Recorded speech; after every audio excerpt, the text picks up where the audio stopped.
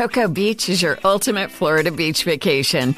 Pack your bags and open your mind. Adventure is calling from Orlando's closest beach. Cocoa Beach is Florida's secret gem that's got it all. It's the budget-friendly, retro-cool destination that families and surfers adore. Come soak up the sun and ride the East Coast's most famous waves. Start planning your one-of-a-kind getaway now at visitspacecoast.com. That's visitspacecoast.com.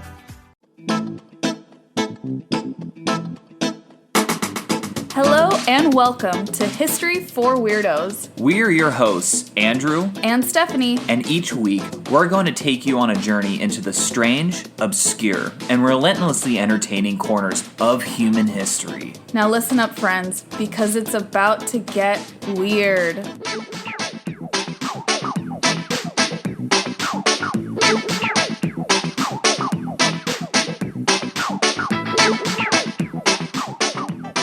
Weirdos, welcome back to History for Weirdos, episode number 83. Better late than never. Yes, and thank you guys so much for your patience in waiting for this episode to come out. If you didn't know, we put this out a few days later, but we did announce it on Instagram, so shameless plug here to follow us on Instagram at History for Weirdos if you haven't already, and you can stay up to date with the latest about the show. Yeah, that's right. Unfortunately, just had some scheduling issues for this weekend. We weren't able to complete and edit the episode in time. But like Andrew said, those updates do come on Instagram. So at History for Weirdos is where you'll get the latest news. Exactly. So without further ado, Stephanie, what's this week's episode about? Well, I did post some hints also on Instagram. You did, yes. And I saw at least one person, if not more, guessed correctly as to what this week's episode is about. We will be discussing Phineas Gage, the most famous brain injury survivor. Oh my God. I think I know about him, actually. Yeah. Yes. I have a feeling that you do. You'll see in the story. I'm sure it'll ring a bell to you. The case of Phineas Gage is often referred to as, quote, the man who began neuroscience. Oh my God, that's so cool. Yeah. It's a great moniker. This is a bit weird, though, considering he was actually a railroad construction foreman. Oh, yes. Little is known about his early life, but what is certain is the impact this man would have on modern neuroscience, neurology, and psychology. Wow. And I think the story of Phineas Gage is shared in nearly every Psych 101 course. It was taught in mine. Is that where you think you've heard this before? I think so, yeah. Back in my high school days of AP Psychology. Oh, yes. Yeah. Yeah, I don't recall if I learned it in my high school psych course, but I definitely remember going over it in college. And if the curious case of Phineas Gage isn't ringing a bell for you yet, don't worry, I'm going to give you all the details, and probably details that you did not hear about in your Psych 101 class as well. I'm glad. Yeah, but I do want to preface that the story is equal parts miraculous and sad at times. There's a lot of highs and lows that we're going to go through. So this is just going to be a roller coaster. Yes, absolutely. Nice.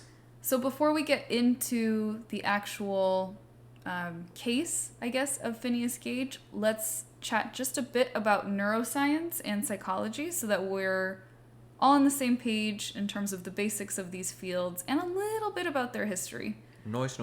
This will help us better see why Phineas's story is so impactful. I bet you're really going to like the history of psychology part, aren't you, babe? Yeah, totally. So, neuroscience is the study of how the nervous system develops, its structure, and its functions. Neuroscientists look at the brain and its impact on behavior and different cognitive functions. And humans have been interested in the brain and deciphering it for a very long time. True.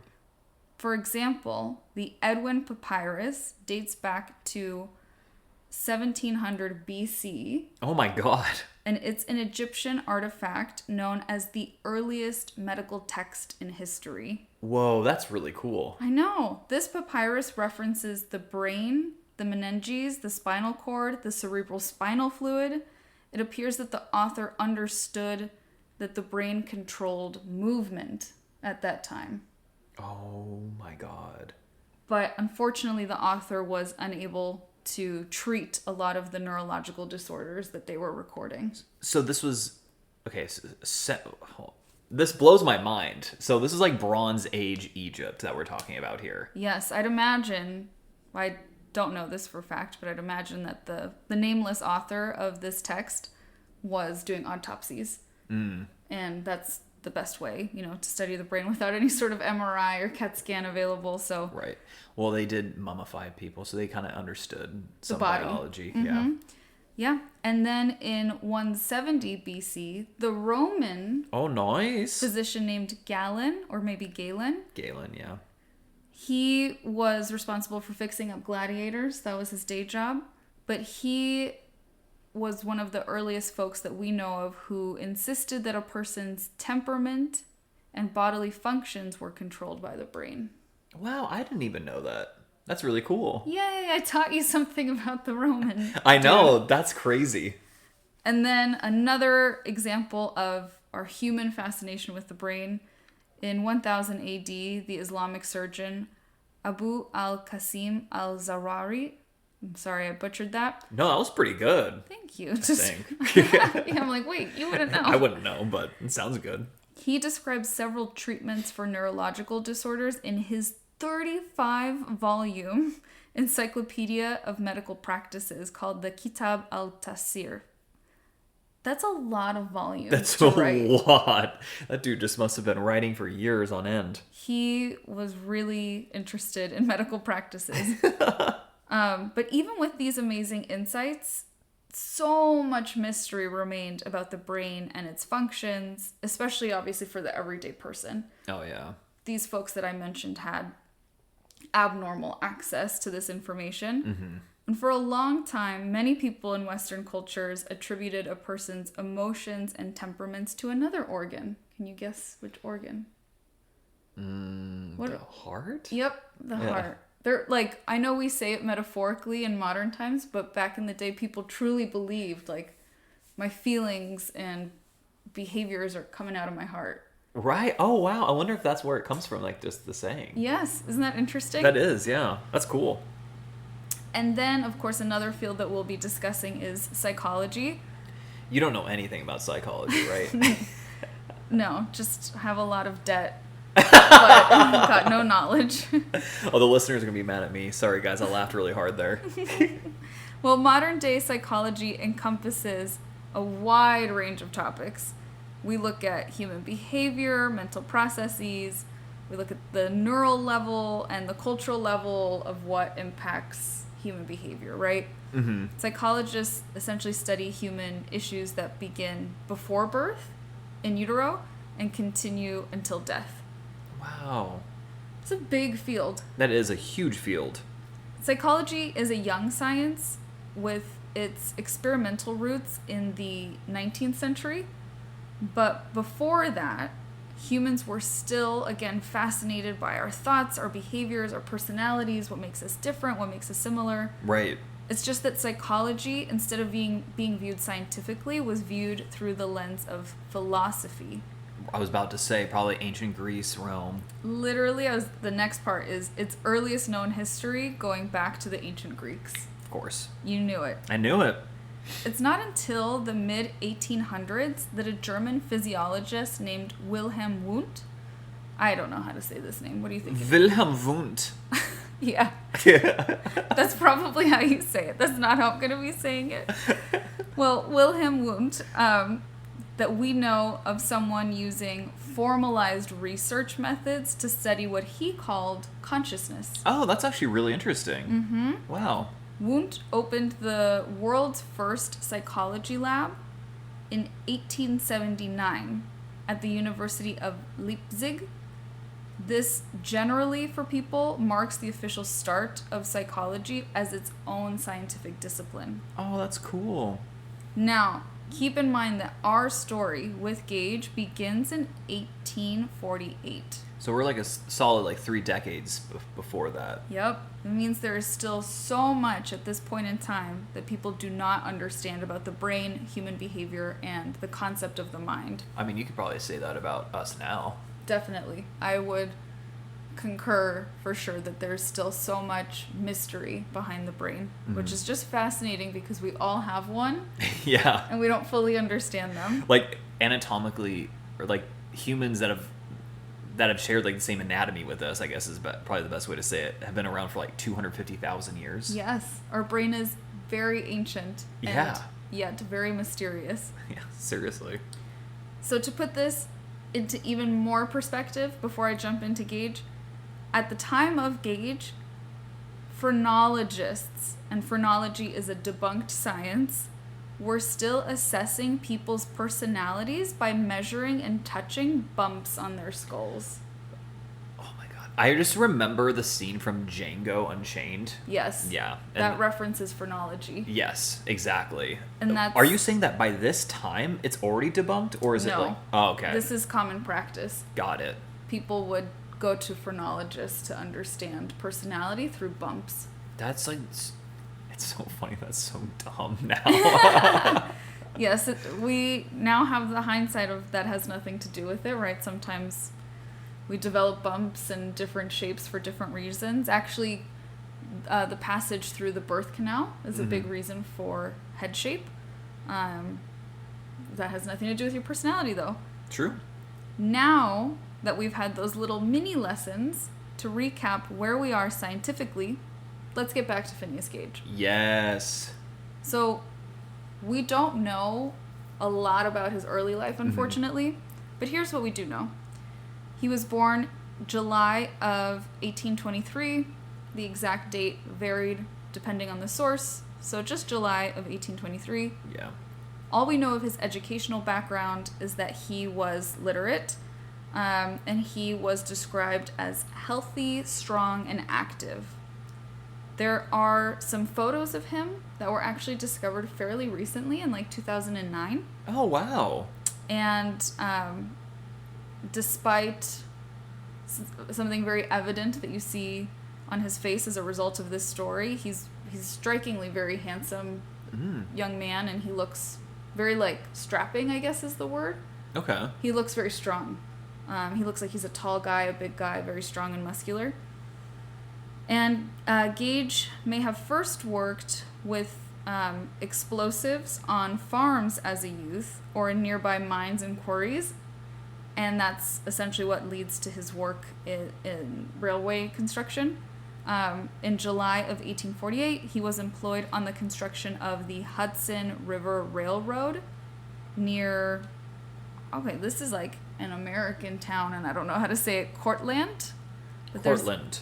There's a T after the land. Cortland. Cortland town, New York. And by September, he was a blasting foreman on those railway construction projects. Okay, so I know where this is going, but even then, I'm like, his job is to blow stuff up? That's fun. Yeah, his job was to blow stuff up. His employers described him as, quote, most efficient and capable foreman. A shrewd, smart businessman, very energetic and persistent in executing all his plans of operation.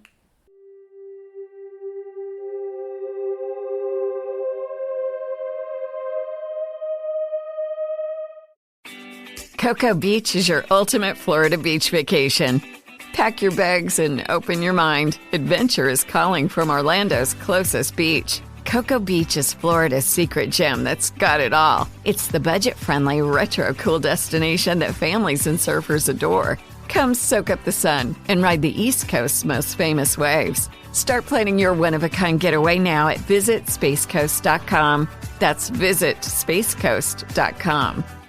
We all know a guy who only occasionally shaves for big occasions, and it's because that occasional shave really hurts. It's the time of year for big occasions, and yet there he is, suffering with that cheap drugstore razor. Let's help him out. Henson Shaving's line of razors, built with aerospace precision, deliver a smooth shave your dad, brother, and even son can enjoy, eventually. With replacement blades just 10 cents each, you'll buy it once and they'll use it for life. How's that for the perfect gift? Celebrate with 100 free blades on your first purchase, and no subscription headaches. HensonShaving.com/holiday.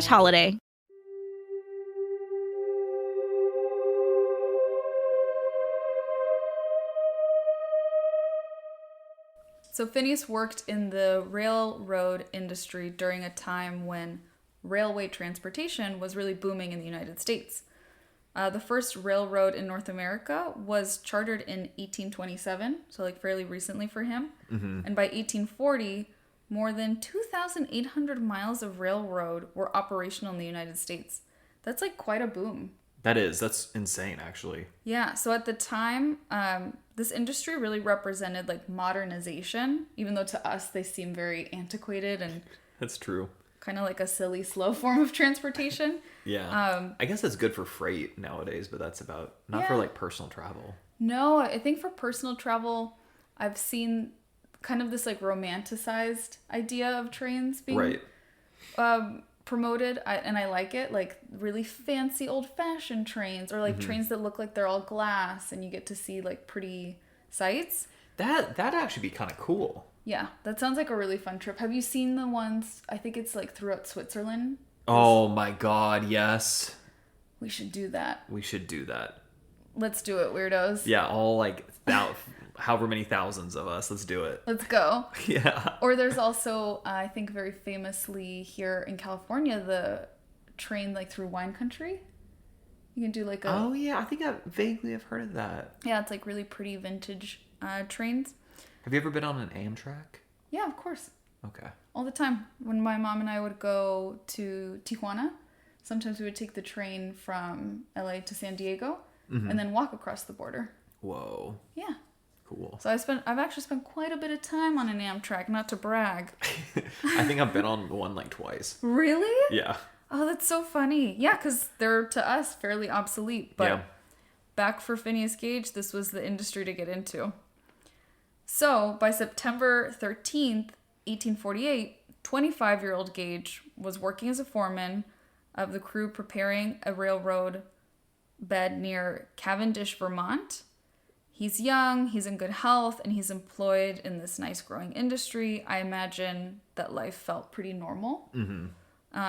And sadly, that was all about to change. Oh, snap. He was using an iron tamping rod to pack the explosive powder into a hole to blow up some rocks. This is how I dumbed it down. What he was doing. And an iron tamping rod, it makes sense when you see the visual, like you'd know what I'm talking about, but it's basically like a thicker rod to like pat down the powder. And he's doing that, which I'm sure he did so many times before, and suddenly the powder detonated. And it sent the 43-inch long, 1.25-inch diameter tamping rod hurling up. And the rod penetrated his left cheek, severed his optic nerve, tore through his brain, and exited through his forehead until it landed about 80 feet away. That's insane. So it didn't get stuck in there. It like went through. It blew through. Oh my god. Flew away. That is wild. That was the power and the pressure behind it. Jeez. And it just... I mean, it's kind of like a gun, like a bullet, like a big, long, thick bullet. Yeah. In 2012, new research estimated that the iron rod would have destroyed approximately 11% of the white matter in his frontal lobe and 4% of his cerebral cortex.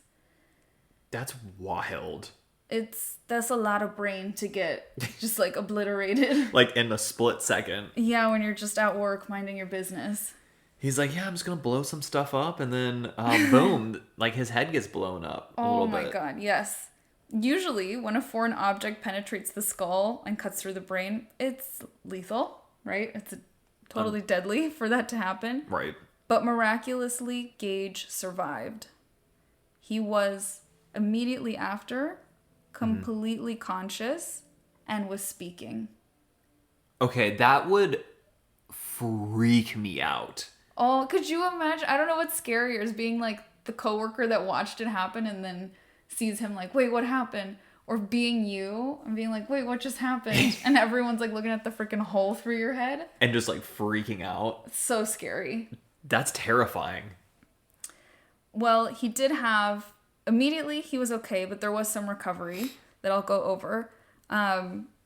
Many of the descriptions, if not all, the descriptions of Gage's injury and his mental changes were made by Dr. John Harlow.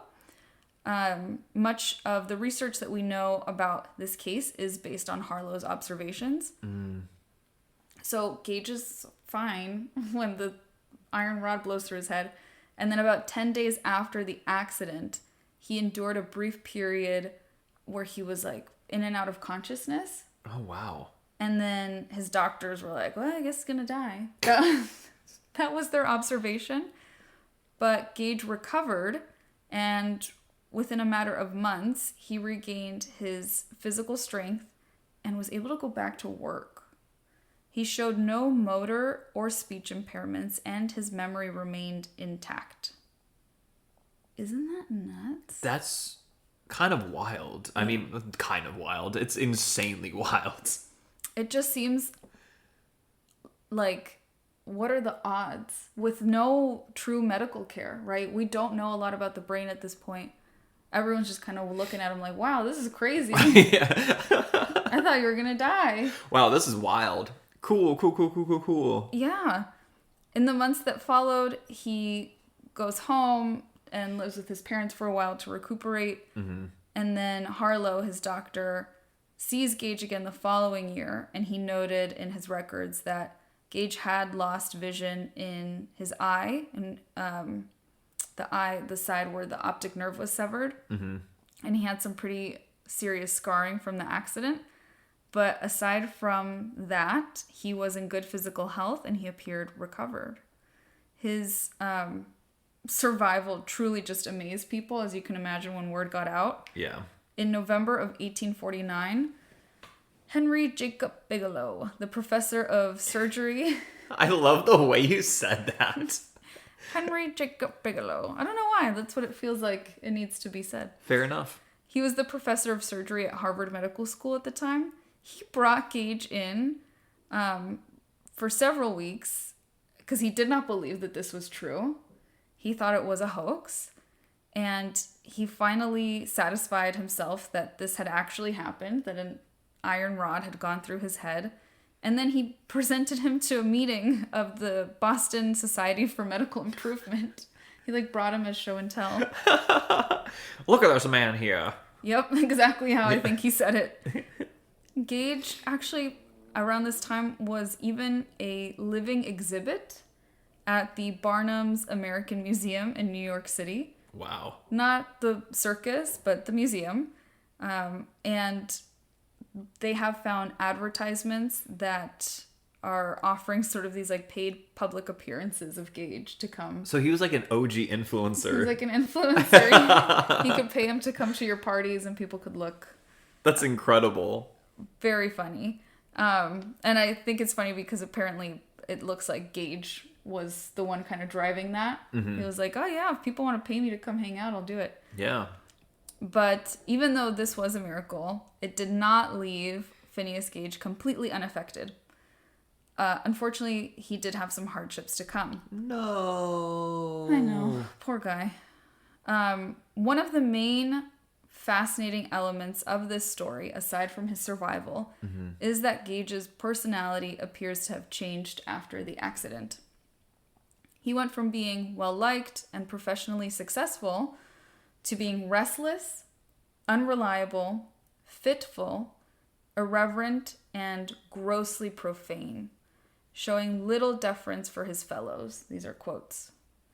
His behavior was so changed that he wasn't able to keep his job, and reportedly his colleagues commented that he was, quote, no longer Gage.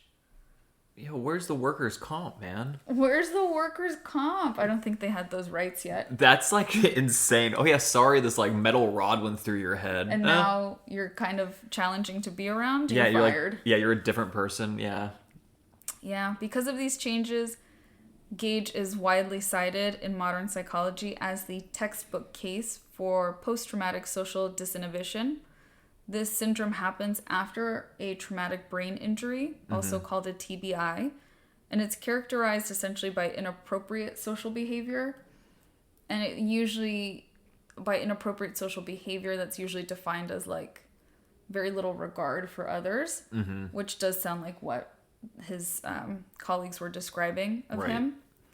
According to Malcolm Macmillan, who is a professor at the Melbourne School of Psychological Sciences and the author of a book called An Odd Kind of Fame, Stories of Phineas Gage, Macmillan says, quote, "He was the first case where you could say fairly definitely that injury to the brain produced some kind of change in personality," end quote. That's a big deal. It's a very big deal. And this was such a big deal that in the mid 1800s, because as we talked about, the brain was just so unknown. We know now, though, in part because of Gage's accident, that the prefrontal cortex, which if you remember, that was where he lost 11% of the brain matter. Right. This is responsible for functions like empathy, emotional regulation, insight, and fear modulation. It's pretty important. Yeah, it's really important. And then what you were saying, like he didn't really have regard for other people. He was fitful. Yep. He had a bunch. It sounded like social anxiety. Like so. Yeah. Kind of makes sense. It totally makes sense with what we now know. Gage's case, as a result, has been revisited by nearly every generation of neuroscientists and psychologists since. Oh, sure. Diagrams were made of his skull in the 1940s. CT scans were done in the 1980s. And in the 1990s, 3D computer models were built to reassess his case. That's so amazing. They're just looking at it through different ways as technology improves. Yes, and as I mentioned in 2012, there was another like major re-examination of the case, and that's how we identified how much matter he would have lost. Wow. We can see why this case has remained so famous and is taught so often. There is something, however, about Gage that most people don't know. Oh, tell us. According to Macmillan, the author that I mentioned, these bizarre and aggressive personality changes witnessed by those around him were not permanent. These changes did not last any longer than about 2 to 3 years. Whoa, what? So did he revert back to the old Gage? Yeah. He went back to... That, I did not know that. And that's like even more interesting to think about, right? Yeah. So sometime after the accident, the recovery, going to Boston, being shown around with all the fancy doctors, going to the Barnum Museum, all of that. Being an OG influencer as well. Yeah. He can't work at the railroad anymore, so he decides to move to Chile, I think. Okay. And he works as a long-distance stagecoach driver. This job would have required a lot of focus and a lot of self-regulation. And it's noted that during this time, he eventually returned to his previous temperament. He went back, like you said, to the old Gage. And this is just so fascinating. This overlooked fact illustrates how powerful and resilient the brain is. Yeah. Even without medical understanding of his brain and no post TBI care, he was still able to rehabilitate. That is so absolutely wild. Mm-hmm.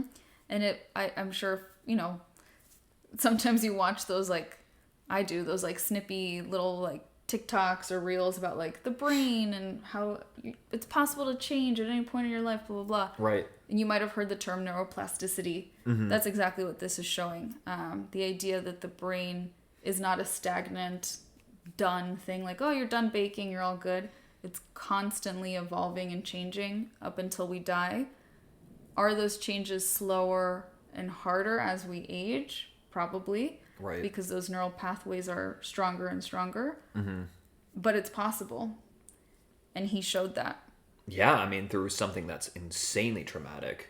Insanely traumatic, like physical trauma, right, to the brain, as well as emotional trauma. And he was able to recuperate. Wow. That's kind of amazing. He lived for 12 years after his accident. But ultimately, the brain damage he'd sustained probably did lead to his death. So he was only, 37 when he died? Yeah. Ugh. That's where, you see, I told you, roller coaster. We were up, and now we're going back down. Yeah, we're going down really fast. Yes. Because not a ton is known at this time, right? He's no longer in the U.S. He's not being observed or studied any further. It's just we know he kept in touch with his family. He lived abroad. He got better. And he died. And then he declined. His physical health declined, not his mental state. On May 18th, 1860, Gage left Santa Clara, where he was, and he went home to live with his mom, it says. I don't know if his father was alive, because he started having severe convulsions. Oh. The family physician was called in and bled him. They still were doing that? That's where we're at. Jeez Louise, man. They're like, oh, he's convulsing. Maybe I should cut him. The convulsions, didn't stop. Of course. And they just were becoming more frequent, day and night. And unfortunately, he did pass away on May 21st, 1860. So just a few days after he got home. Oh. The curator at the Warren Museum of Harvard, which I'll tell you later why they're important. He has a really great quote, though, about Gage's experiences that I wanted to share.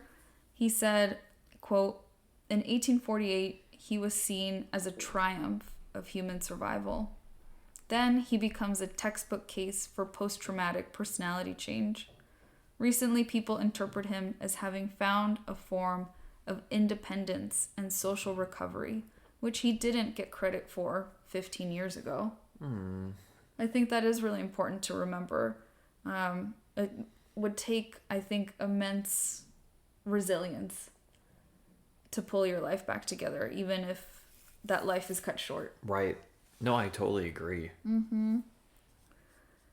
So, I mentioned the Warren Museum. Today, Gage's skull, along with the tamping rod that bore through it, the actual one, are conserved at the Warren Museum, which is part of the Center for History of Medicine in Harvard's Library of Medicine. That's so cool. We should go. I know, you can actually go and see it yourself. And you're asking me, Andrew, how did his remains get there? Yes. I'll tell you. That's exactly what I'm asking. Well, when Gage died, his body was exhumed. I don't know why. I don't know who asked. I don't know. Right. But his skull and the tamping iron were sent to the physician who had cared for him after the accident, Dr. John Harlow. Harlow later donated the items to the Warren, and they have remained there for 160 years. That's so wild. I know. I mean, also that they actually had the tamping rod, even a decade and a half later. Yeah. I don't know if his family kept it. And right, because they're like, this is wild. Yeah. I mean, it went... Okay, so here's the thing that just blows my mind, no pun intended. Oh my God. That was such a poor choice of words. Or was it? So it goes through his head, this tamping rod. And then, what? What do you do? It go so it launched, and then, but it what I think blows my mind again. Oh my God! I said it on purpose that time, but seriously, what is just intriguing to me is how it goes another 80 feet. Yeah. After it goes through his head. It didn't slow it down. It kept going at full force, and the photos that were discovered. There's 2 photos of him. One was discovered in 2009. Some family just had this random photo. They didn't know how they got it. Some historian friend or armchair historian friend was like, wait, I think that's Phineas Gage. Turns out it was. Like pre-accident? Post-accident. Okay. That's why it was so distinct. And the other photo was one that was passed down through his family line. Whoa. And it's a similar photograph. But the photo shows him holding the tamping rod. One of his eyes is scarred. It's kind of scarred over, but he's like sitting and posing and doing the old-timey thing of not smiling. Oh, right. And in one hand, kind of like a staff, he's holding the tamping rod that blew through his head. So I guess he had a sense of humor about it. I guess so. So he must have kept it, or his family kept it. And right, so that's probably... I mean, yeah, the company that was contracting him was probably like, yeah, you can keep it. You can keep that. Yeah, totally keep it. Yeah, don't worry about it, man. Also, you're fired. Yeah.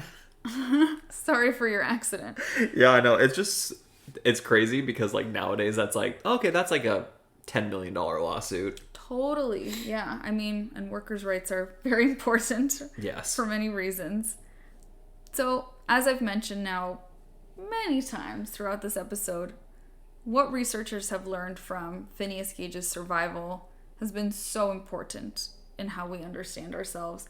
Mm-hmm. And I think obviously there's like the big main story that we all learn in psych class, which is like, wow, like personality, a lot of it comes from the prefrontal cortex. That's so interesting. Right.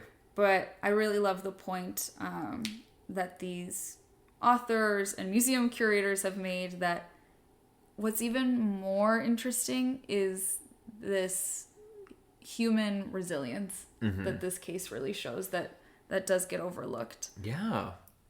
I'll end with a final quote by that same museum curator, Dominic Hall, who summarizes the legacy of this story. He said, quote, "By continually reflecting on his case, it allows us to change how we reflect on the human brain and how we interact with our historical understanding of neuroscience," end quote. And I'll add that it also allows us to reflect on like what it means to be human and to go through really traumatic things and keep going. Right. That is true. It's like, it is a really good story of like perseverance. Totally. That's the word that kept slipping my mind. Yeah. Thank perseverance, you. Like of both like spirit and just like our bodies. Yes. They're so amazing. The human mind, the human body, both like just incredible things that sometimes we can take for granted. Definitely. We don't appreciate, the full power of our brains maybe until an iron rod gets blown through it. And we shouldn't have to wait for something like that to happen. Right. So that, weirdos, is the story of Phineas Gage, the most famous brain injury survivor. Wow. Thank you so much for like going more in depth than Phineas Gage. The only thing I knew about him is like he survived having a rod like through his head and he was different after that. That's all I knew. Yeah. Those are kind of like the cliff notes, and I'm glad that I got to share a little bit more. I had a lot of really good sources this week. One was obviously Harvard. Just Harvard. Like their website. An article called Lessons of the Brain, Phineas Gage's Story. Britannica.com. Verywellmind.com, which is like a medical kind of website, but more accessible than like WebMD, that I actually read a lot. I was surprised to see this here, but Verywellmind had a brief history of psychology. Oh, very cool. Brainworldmagazine.com, a brief history of neuroscience. Oh, very nice. AmericanRails.com, which is where I learned more about the railroad industry. This NPR article, which talks about the story. It's a totally different story. It's really cool, of how this family got his photograph. And it's called Why Brain Scientists Are Still Obsessed with the Curious Cage of Phineas Gage, the National Library of Medicine, and Wikipedia. Of course.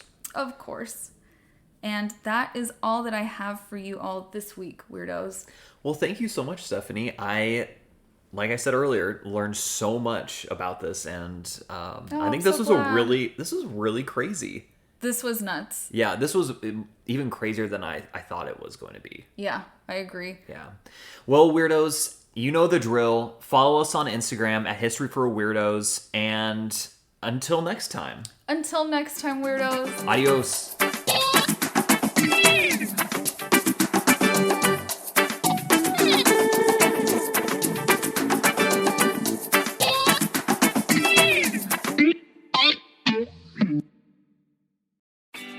Cocoa Beach is your ultimate Florida beach vacation.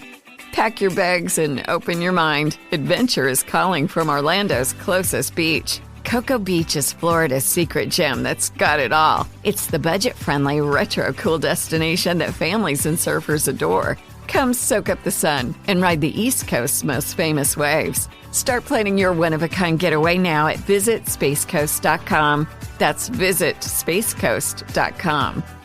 We all know a guy who only occasionally shaves for big occasions, and it's because that occasional shave really hurts. It's the time of year for big occasions, and yet there he is, suffering with that cheap drugstore razor. Let's help him out. Henson Shaving's line of razors, built with aerospace precision, deliver a smooth shave your dad, brother, and even son can enjoy, eventually. With replacement blades just 10 cents each, you'll buy it once, and they'll use it for life. How's that for the perfect gift? Celebrate with 100 free blades on your first purchase, and no subscription headaches. HensonShaving.com/holiday.